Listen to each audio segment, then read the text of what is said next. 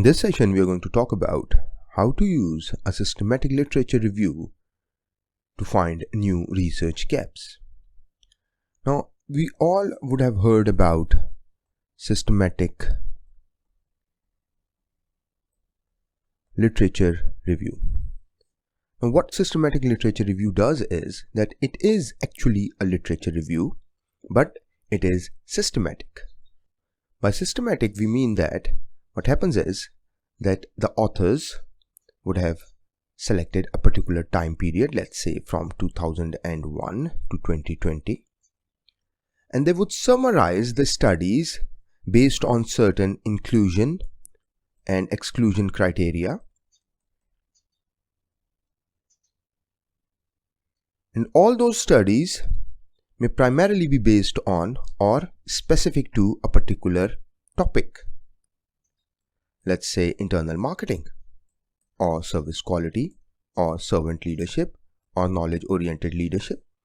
Now, obviously, this is just a very brief overview of what systematic literature review does. There are a lot of steps that needs to be taken care of, but I'm planning a complete series on how to do systematic literature review, but that will come later. For now, we are focusing on how to use systematic literature review to generate the most important thing, that is gaps for your research, or how to propose a new model.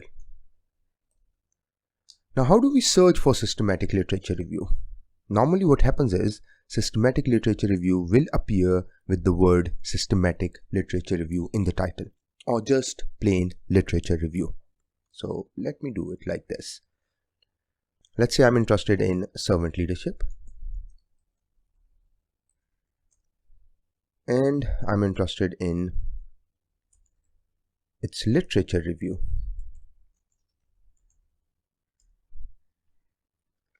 So here it is. Well, I'm not interested in very old ones. I'm interested in new ones, because if you go for old ones, obviously they can help you write your literature review or do discussion in your research. It won't help you in finding new and original gaps, because like this one here, 2013, people would have addressed the gaps that have been identified by this particular author. So you need latest literature reviews or systematic literature reviews to find out new and original gaps that have not been addressed yet. So let's say I go for since 2021 and see if any was written after 2021. So here is meta-analytic review. It is a sort of review, and they do have certain recommendations for future research as well. Here it is, another one. So here it is. This one is obviously another one. So they've got a research agenda as well. So this will help you find out, okay, what are they proposing for future research? Now let's have a look at this one here. Servant leadership in hospitality, a meta-analytic review. And let's see what's in there. So again, a paper will start with abstract, then the introduction, and then the literature review and hypothesis development. So what they are doing is they are using existing research on these relationships and providing whether or not based on that research they can substantiate these hypotheses or not. So this is not something I'm interested in. I'm interested in plain simple systematic literature review like this. Let's download it. Let's close this one and let's have a look at this one. And here is the methodology, and normally the Prisma technique is utilized, and it's a 4-phased flow diagram based on certain checklists. Here it is. So you identify what can be part of your study, then you do certain screening, divide or get your eligibility criteria, and then those that are included. So they included 21 studies. Some of them were non-accessible, some of them did not have, like they weren't based on English, and they were obviously journals or articles published in non-imperfecta or low imperfecta journals. So whatever eligibility criteria that you decide on. And then the objectives of those published studies and their findings, the subjects and where the data was collected and all, So all presented in a table. And then the variables that they had. Now this is important here. Let me download this one here. Okay, here's the paper. Let's go down to the tables here. Let me change the view. Here it is. So your table 2, the objectives and findings. Now the essence of a literature review is that now you do not have to go for individual papers. You can have these papers from the past 10, 15, 20 years and look at their findings, and they will help you in writing your own literature review and discussion as well. So these papers are very important when you are discussing your results, so that you can simply find out, okay, these were my results. Let's say, now in my study, let's say I found out that servant leadership has got a significant impact on OP. Is there any research on servant leadership and OP? So this particular review will give you all these details. Let's assume you assess the impact of servant leadership on certain attitudes. Maybe, let's say, organizational commitment. And instead of finding positive relationship, you found a negative relationship. Now this particular review will help you find out first whether there has been any research on servant leadership and organizational commitment previously, and what were their results. So either you are complementing the research or you are contradicting the research. And if you are contradicting the research, you have to explain why are you contradicting existing research. Now I recently had a few questions on the channel as well, plus on my email, that we expected a positive relationship between two variables and we found a negative relationship. Now in this particular case, obviously this is pretty normal. You cannot change the data. That is totally unethical and not acceptable. Now in such case, what you have to do is you have to explain the reasons. Why do you think that your results are negative when you expected them to be positive? Now moving on, here is table 3, and this table talks about the authors, the article, the journal, the country in which the study was done, the unit of analysis, and who filled in the data. So the techniques that have been utilized, so you can have a look and see what techniques have primarily been utilized, and if there is a scarce use of a particular technique, then obviously you can go for that technique as well, and you are now contributing methodologically as well. The theories, and here is what I'm interested in, my future research agenda. Now if you go through it, what is it that you can do theoretically to improve the existing research? Rampant changes of COVID-19 have increased the importance of self-leadership for refining and nourishing an organization's philosophy of leadership at individual level. Is there an interconnection between self-leadership and servant leadership? Now this is the research question that is being posted by the authors. So you can have a look. Now they have referred our paper as well. There are only 2 instruments, Latif and Merriman, and this other one for measuring servant teaching behavior. And obviously now this is a gap as well. Now you can have more instruments as well. Further look into what are the other traits of servant leadership in higher education maybe. Again, you can have context related gaps as well. Cross-country studies can be done. Very few cross-country studies as well. Methodological contributions as well. So here they have summarized the future research agenda. And here is a conclusion.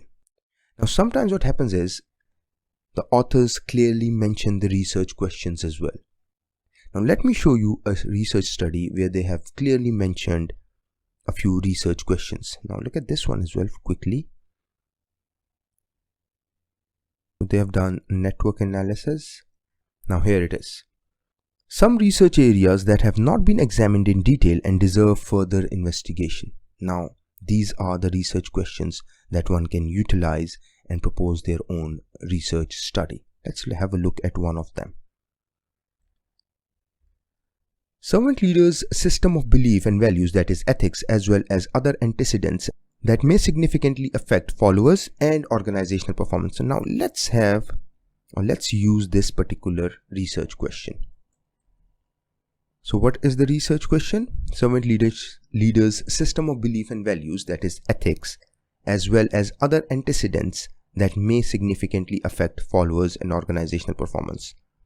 So how servant leaders affect the followers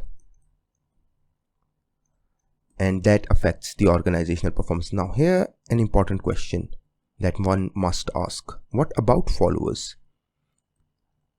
Obviously it is talking about their attitudes or their behaviors. So this is a more general question that they have asked or they have put up for future research. But this provides a more general framework. Let's have a look at the other ones. There could be other mediating and moderating mechanism, that is contextual dimensions influencing the relationship between servant leadership and positive outcomes, both at individual and organizational levels. Now what are these contextual determinants? Now look at this other paper. They did talk about contextual determinants as well. So now what you're doing is you are using two different literature reviews to propose your own study. Now let's have a look at this. So you can have more research in education sector across cultures. So let's say I put in here just for a note that I can do it in education sector. Let's come back here. Let's have a look at some other questions. Now, have they provided any particular clear-cut variables? Now, this is important. They have provided general research questions, but not clear-cut variables. No. So, we might have to search for certain other literature reviews or maybe some recent studies on servant leadership and see what follower attitudes and behaviors have been recommended to be studied. Just as we did in few earlier sessions whereby we studied or reviewed the existing research and looked into their future research directions, and we obviously collected our variables that we were interested in. Now let me show you another one here on servant leadership. It's a review by Nathan Eva. Now they have clearly mentioned the variables. Now the other way obviously to find the variables is going through the existing research, going through the future research directions, just as I mentioned in the earlier sessions as well. So here is servant leadership, a systematic review and call for future research.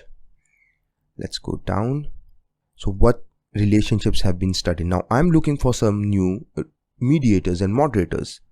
So these have been done, concluded. But the thing is, they haven't been done with organizational performance here. So I can have these mediators or attitudes and behaviors as mediators and assess the link between servant leadership and organizational performance through these mediators. So what I'll do is, it's very important. Let's say I take up promotion focus as one of my variables. So what you will do is, you will go into existing research, let's say Google Scholar, and see if servant leadership have been studied with promotion focus. And yes, it is, because there is a paper on it. But is promotion focus studied with organizational performance? And has promotion focus been utilized as a mediator between servant leadership and organizational performance? If not, then obviously there is originality in your research. But what if all these things have been done? Now, if all these possible relationships have been concluded, or rather there have been studies on these, then there is no point doing a research on these. Further, let's quickly go back to our paper here. Where are the research questions that I'm interested in? Now here is a complete nomological network, the relationships that have been studied, and obviously you can mix and match and create your own model. We are going to look into this particular paper as an example to draft our own model in a later video as well. Now moving on, here it is. The theory that one can use and what are the research questions. Now what you can do is you can mix and match or merge 2 or 3 questions. Let's say, how servant leadership affects information sharing. So if I come back here, the impact of servant leadership on information sharing, and obviously information sharing will impact organizational performance. So I got this gap here from one paper.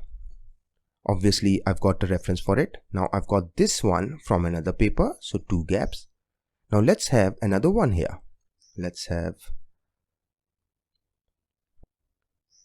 say I want to check whether servant leadership is distinct from ethical, authentic and transformational leadership. So I will add ethical leadership, transformational leadership, authentic leadership, and assess its impact here. Obviously on OP as well. And further, you can have another mediator as well if you want. Let's have a look. Let's say if servant leadership can affect emotional exhaustion and burnout, or it influences the helping behaviors. Now helping behavior might be a good one because obviously you can link it to information sharing as well. So let's say helping behavior as a mediator and another one, so you can have it here. Now let's quickly do a new one here. No. So now our model is like this. Here is authentic leadership, here is servant leadership, here is transformational leadership, and here is ethical leadership. All these affecting information sharing and helping behaviors, and that affects organizational performance. Now I got the gaps from multiple papers here. Now 2 of them are coming from the paper by Nathan, Eva and others, and the other one from that other systematic literature review. So this is a very good model on assessing the impact of different leadership styles on organizational performance, and you can make comparisons as well with multiple gaps. So this is how you can use a systematic literature review to propose new and original gaps. Similarly, you can search other literature reviews as well. Let's say if I go for knowledge leadership, or rather knowledge management.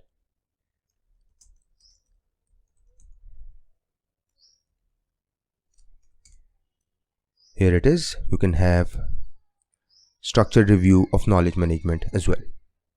Thank you very much.